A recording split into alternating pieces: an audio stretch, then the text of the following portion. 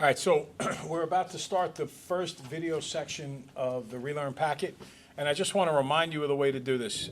Before you ask me for help or anybody else on the face of the earth, you are expected to watch the videos for the questions that you need to go over.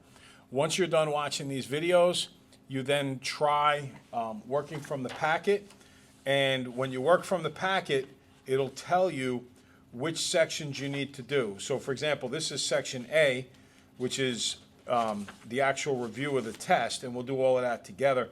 And then once you do that, it tells you to go along and do, starting at section 2, I should say starting at section 1, you're going to work on all of the sections up to and including section 4. And then so that's for this first part. So what you do for this first part is you watch the video, and then you're going to turn around and do section 1, show it to me. Section 2, show it to me. Section 3, show it to me. Section 4, show it to me.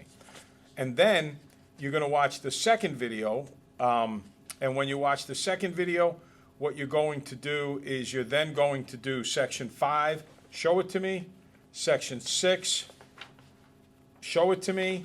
And then the last thing you're going to do is section 7, and then show it to me. So without any further ado, I'm going to make a video now that deals with the kind of questions that can be found in sections 1 through 4. And this particular video starts with number 4 on the test. So without any further ado, let's get started. So what I have here is a graph, and it says which of the following has the same y function. And what is so nice about this particular question is it really does, or the same y-intercept, it gets at if you know what a y-intercept is from two different points of view. One point of view is the graphic point of view, and over here the y-intercept is -3. You should be able to look at the graph and find it. Again, there it is, it's -3. So now the question becomes, which of these 4 choices also has a y-intercept of -3. And if you look at them, you need to do a little xy manipulation on all of these. For instance, if you look at number 3, which says 6y plus x equals 18, you need to subtract the x from both sides, because you want to get it in y equals mx plus b form, and then divide by 6. And what you should notice here is that the y-intercept does not come out to be -3, because the y-intercept is always the one at the end. Remember, y equals mx plus b. The y-intercept comes out to be +3. So if you use the technique of getting all of these in y equals mx plus b form, the one with the same y-intercept is going to be choice 4. Look at what it says. Y plus 3 equals 6x. We need to get y by itself, so I have to minus the 3, and I get y equals 6x minus 3. There is a y-intercept of -3. So for number 4, the correct answer is choice 4. Okay? All right, so we now have the first question done, number 4. The next one we need to look at is numbers 5 and 6.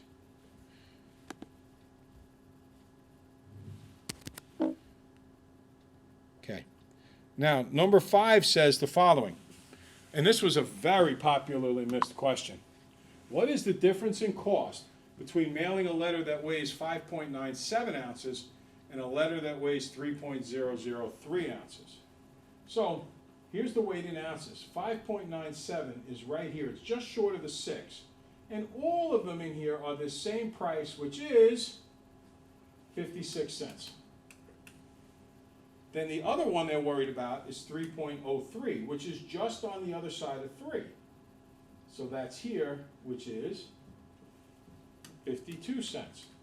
So if I subtract them, because it says what is the difference in cost, difference meaning to subtract, I get 4 cents. So 4 cents is the difference in cost. Some of the mistakes I saw were people just write 4. And then if you just wrote 4, I don't know if you mean $4 or 4 cents. So you could either write $0.04, which is 4 cents, or you could write 4 cents. And I had some kids write this, 4 cents. The last two, I would take all 3 of them, but the last 2 were both in terms of cents, so that worked really well. Okay? And now we take a look at number 6. And number 6 is very like the question that we've had on the quiz all week. So I think now you're probably even better off at handling it than you were at test time, though we did give you some practice examples. Let's just solve this inequality. We'll start with that. And I get negative 3x minus 7. This is a same side situation right in here. Is less than x plus 10. I like to keep the inequality with the letters on the left. So even though they're negative, I'm going to deal with that. Plus 7, plus 7. You could do it the other way. It would work out. Negative 4x is less than 17. Divide by negative 4. Divide by negative 4. And don't forget to flip the inequality because I divided by a negative. Okay, so I get x is greater than negative 4.25. X is greater than negative 4.25. Now, the question then becomes this. What is the smallest integer that makes this true? Now remember, integers are whole numbers, positive and negative, and 0. So the smallest whole integer that's greater than negative 4.25. Now if I put this on the number line, negative 4.25 is right about here. What is the smallest whole number that's greater than negative 4.25? It's negative 4. So the answer is negative 4. Many, many people on the test wrote negative 4.25. The problem is it wanted the integer. Negative 4.25 is not an integer. All right, so we've covered numbers 4, 5, 6. Now we go up to numbers 8, 9, 10, and 11. Okay, number 8. Which inequality is represented by the graph below? In looking for the inequality represented by the graph below, first off, I know that the y-intercept is 4, so I look at the choices. That knocks off choices 3 and choices 4 because those y-intercepts are negative 3. Now, I notice that it's a solid line. Remember, if it's a greater than or less than symbol, it has to be a broken line. So it's got to be greater than or equal to or less than or equal to. So far we're working okay. I have the y-intercept the same, and I have an or equal to on both of them. The slope is down 3 over 1. That's the same on both. But I shaded above. When you shade above, it's greater than. Remember, if you go into a swimming pool and you're greater than 4 feet tall, is your head above the 4 foot of water, or is it below the 4 foot of water? It's above. So when we are greater than, we shade above. Choice 1. In case you forget what the less than and greater than symbols are, this is the less end of the number line. So the arrow there is the less than sign. This is the greater end of the number line. So that would be the right end of the number line is the greater than symbol. Okay?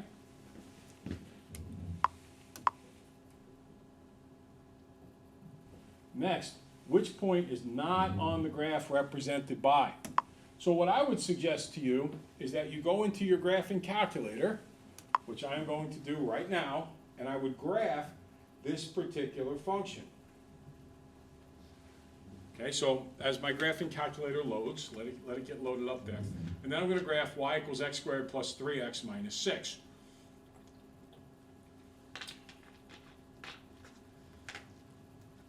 Okay, it'll be loaded up in just a second. It's the power of the graphing calculator. Okay. Come on. Takes just a second longer. Do do do do do do do do do do. Now you know why I do not sing for a living. It's definitely not my strength. Okay. So I am going to take this down a little bit, right to there. And I go to y equals. Okay, oh, actually, I have to go to y equals on the calculator. Okay, and I'm going to delete, clear. And now I'm going to put in what we have here, x squared plus 3x minus 6. So x squared, oh, I got to move it up a little bit, plus 3x plus 3x minus 6. And instead of hitting graph, I'm going to go to table. And now, on the table, I'm going to look for where the x values, here are the x values, are -6, -4, 2, and 3.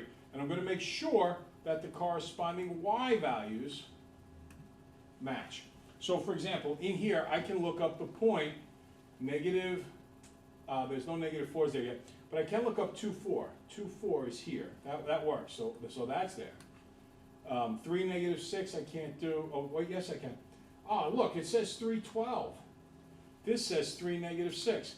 3, negative 6 is not on the graph, so the correct answer is choice 4, okay? All right, so I'm going to shrink that down. I'm sure we'll come back to use that later. We still have to do numbers 10 and 11 from this particular slide. All right, I'm going to change the size a little bit here so I can see it all on my screen. Which graph shows a line where the value of each x is 3 more than half of, or the value of each y is 3 more than half of x? Look, the rate of change is more than half of x. So the rate of change is half of is up 1 over 2. So your slope has to be 1/2. So I'm looking at this for a slope of a half. The only one that has a slope of a half is right here. This guy has a slope of negative a half. Negative 1/2 I'm not interested in. So it can't be that one. The slope here is 2, slope here is 2. That's not going to work either way. But let's use a little bit of confirmation because 3 more than, if I was to write this out, 3 more than a half x looks like this. 3 more than a half x. 3 more than 1/2 x. So does this match in the form y equals mx plus b? Well, is my y-intercept 3? Yes, it is. Am I going up 1 over 2? Yes, I am. So therefore, the correct answer is choice 2. And number 11. Last week at Candle Store. All right, this question even drives me nuts. I thought this was probably the hardest question on the test. Last week a Candle Store received $355.60 for selling 20 candles. Some of them were small, some of them were large. Each small candle sells for $10.98 and a large candle sells for $27.98. How many large candles did the store sell? So what I'm going to do here is I am going to attempt to plug in each of these choices. Now, I want to say, I actually have to get out a calculator here, and I would suggest that you follow along at home. What I'm going to do is take $27.98 and I'm going to multiply it by 10, by 12, by 6, and by 8 if necessary. I'm going to do it one at a time. 27.98 times 10 is 279.80. Then I'm going to subtract that from the total, which is 355.60. So 355.60 minus 279.80 is, and it says here it's $75.80. So now the question is, does 1098 divide evenly into 75.80? Because I couldn't sell a fraction of the other candles. So I divide that by 1098 and I get, oh, look at that, 6.90, blah, blah, blah. Bottom line is it won't go in a whole number of times. So therefore, you could not have possibly sold 10 candles. So that's out. Now let's try 12. 27.98 times 12 is 335.60. Now I'm going to do again 355.60 minus 335.60, and I get $20 exactly. Does 1098 go into 20 exactly? No, it does not. Couldn't be 12 candles. Let's try 8 candles. 27.98 times 8, and that comes out to 223. I think that says 84. I have to put my glasses on. Hang on a second. Yep, 84. So now let me do the total amount again, 355.60 minus 223.84, and I get 131.76, and let me divide that by 1098. It goes in exactly 12 times. So the answer is that I sold 8 of these guys and 12 of the other ones. And that's pretty cool because if I sold 8 of these and 12 of the others, that adds up to 355.60. Now, the reason I did it the way I just did it is I've seen other questions where they didn't tell you that they sold a total of 20 candles. And you just had to try all of them and see which one would work out to whole number answers when you were done. So this was a really good question to do by guess and check with all of the choices, okay? All right, so clear this out. We just did through number 11 and also 12, okay? So,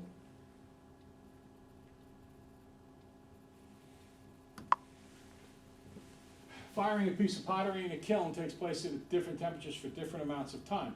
The graph below shows the temperatures in a kiln while firing a piece of pottery after the kiln is preheated to 200 degrees. During which time interval did the temperature of the kiln show the greatest average rate of change? Now, rate of change is the same exact thing as slope. And remember, slope is like steepness. This is a really, really strong rate of change. This is a big rate of change. This is a small rate of change. So as I look here, choice 1 goes from 0 to 1 hours. Boy, that's pretty steep. Choice 2 goes from 1 to 1.5. Well, that's pretty steep too. Let's see what works.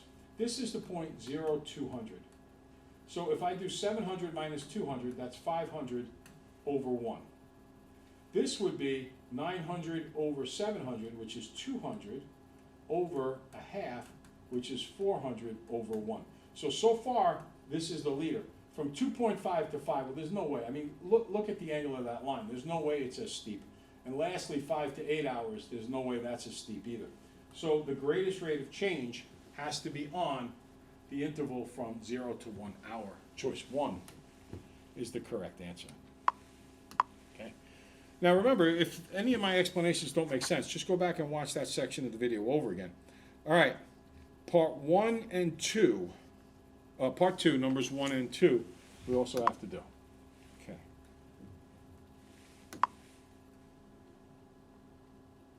Okay, solve the following system of equations and check. So the first line says x plus y equals 6. I got to get it in y equals mx plus b form. So I get y equals negative x plus 6. I went quickly through that, but I want you to realize that y equals mx plus b form is the key to all of this, where m is slope and b is the y-intercept. So in this case, the slope is negative 1, the y-intercept is 6. So I begin at 6. 2, 4, 6, and I go down 1 over 1.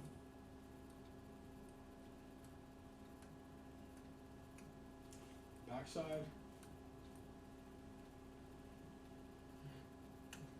A little off on my graph there.